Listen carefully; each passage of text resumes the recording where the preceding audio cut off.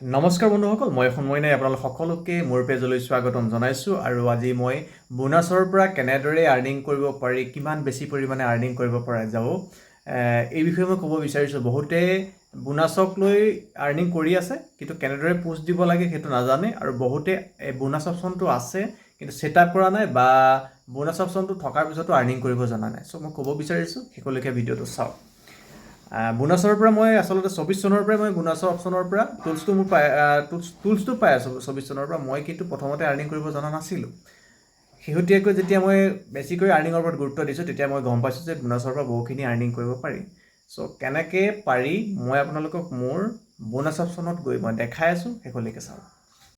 মই প্ৰথমে মোৰ ফেচবুকটো অ'পেন কৰি লওঁ। ফেচবুক, তাৰ পাছতে মই আপোনালোকৰ এই প্ৰফেশ্যনেল ডেশ্ববৰ্ডত গ'লোঁ।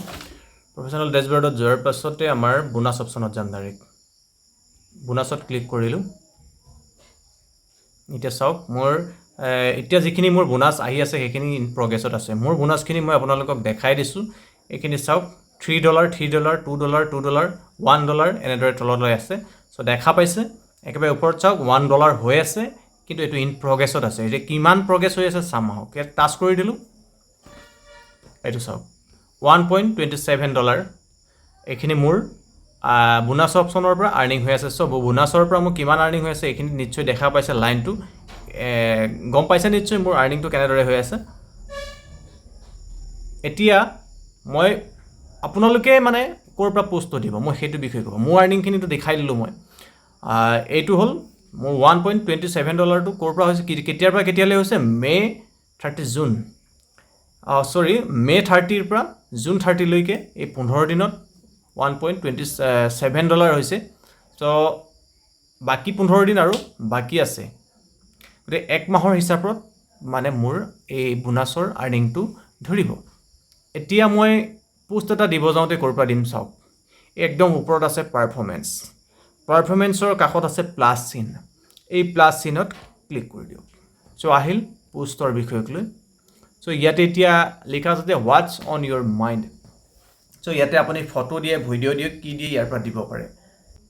এতিয়া ইয়াতে আপুনি ফটো বা ভিডিঅ' যিখিনি দিব লাগিব সেইখিনি হ'ব লাগিব মানে অৰিজিনেল, আপোনাৰ নিজা হ'ব লাগিব।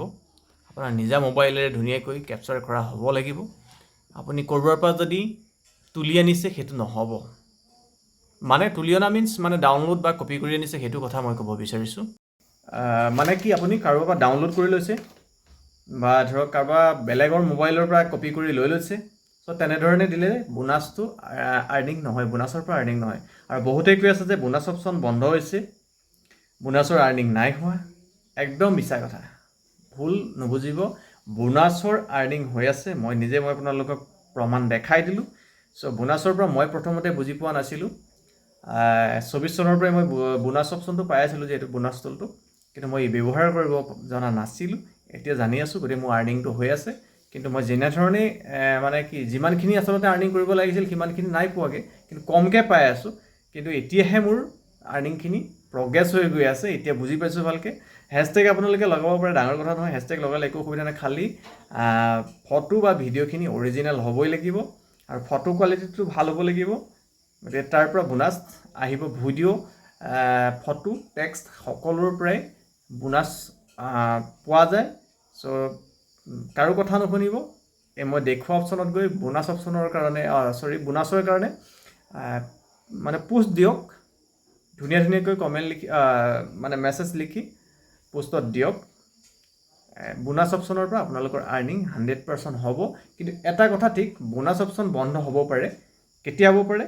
31 আগষ্টৰ পাছত, মানে 31 আগষ্টত কমপ্লিটলি বোনাছ বন্ধ হৈ যাবলৈ আছে।